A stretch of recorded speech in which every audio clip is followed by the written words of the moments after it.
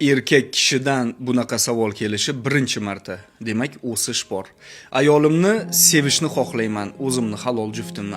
Tashqaridagilarga qarashdan charchadim. Seva olmaysiz uy bekasini. A вот так. Boshida sevsangiz ham keyin baribir qiziqishingiz unga qochadi va keyin atrofdagilarga ko'z suzishni boshlaysiz. Nega?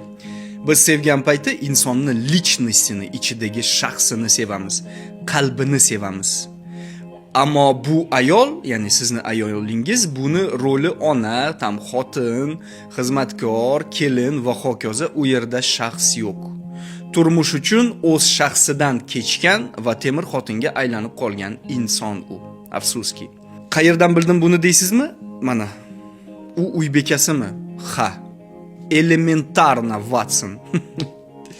Samotsenka, shaxsiy o'sish 4 ta devordan tashqarida jamiyatga foydasi tekkanda, inson A tochkadan B tochkaga qaysidir maqsadga erishganda rivojlanadi. Qafasni ichida emas.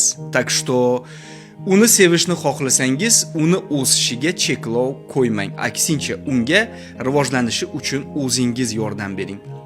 Sevib, sevilib yashashni xohlasangiz.